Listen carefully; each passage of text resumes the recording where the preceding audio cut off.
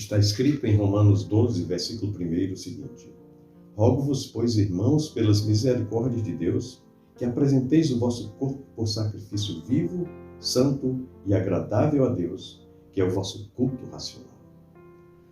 Meu irmão, minha irmã, uma vez justificados pela graça por meio de nosso Senhor Jesus Cristo, a ideia é que vivamos de uma maneira que Deus seja honrado através de nossa vida, pois todas as coisas são dele, por ele e para ele. É esta a afirmação do último versículo de Romanos capítulo 11, o apóstolo Paulo menciona. E o capítulo 12 começa com uma súplica para que nós, cristãos, cumpramos esse propósito. E então, o apóstolo aponta caminhos para que seja assim. O capítulo 12 de Romanos é uma prescrição litúrgica para a vida do cristão. Nós estamos acostumados a liturgias para o culto do templo, mas sem uma liturgia que nos faça adoradores com a vida prática.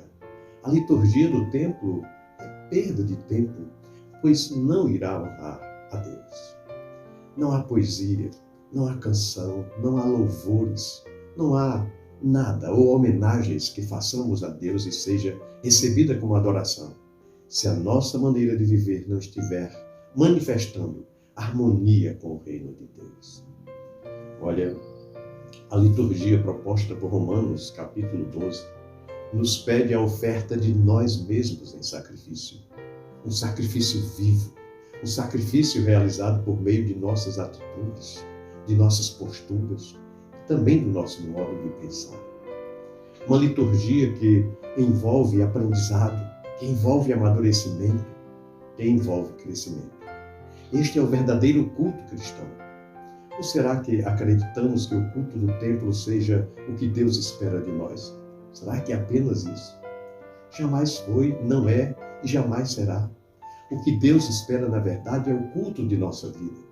O que Deus espera é a adoração em espírito e em verdade que falou Jesus para aquela mulher samaritana. É uma infantilidade espiritual de nossa parte pensar que Deus esteja esperando e se deleite com as músicas que nós cantamos em sua homenagem. Assim como é também uma infantilidade pensar que o modo como nos portamos no templo é o que demonstra a nossa reverência a Ele. A reverência verdadeira, a reverência que Deus espera de nós, é a que realmente revela que o levamos a sério na nossa vida. Está no modo como vivemos e nos relacionamos com as outras pessoas. O nosso coração contrito, a nossa atitude misericordiosa e a nossa humildade, o nosso amor e o nosso serviço sem segundas intenções é o que simbolizam o que Deus espera de nós, verdadeiramente. Olha, meu irmão, minha irmã, o culto na nossa vida precisa dar sentido ao culto que nós prestamos no templo, ou este jamais fará sentido. Em outras palavras, a liturgia do templo precisa estar em diálogo com a nossa vida, do contrário, será apenas distração espiritual. Nós precisamos nos libertar do amor e apego aos nossos ritos religiosos. A fé proposta pelo Evangelho de Jesus é muito mais que isso. Nós devemos ser mais sensíveis ao próximo e às suas dores, em lugar de apenas emotivos em nossos cultos do templo.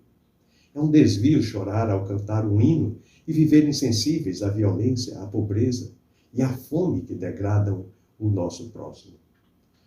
Nosso Deus é o Deus da vida e não do templo. E com essa clareza, nós poderemos ir ao templo e fazer dele verdadeiramente um lugar em que Deus se manifeste. Nós precisamos viver o Evangelho para poder cantarmos sobre ele e isso venha de fato a glorificar a Deus. Que vivamos a liturgia de nossa fé e sejamos adoradores com a nossa vida. Pelas misericórdias de Deus, que assim seja com todos nós. Pensemos nisso. No amor de Cristo. Amém.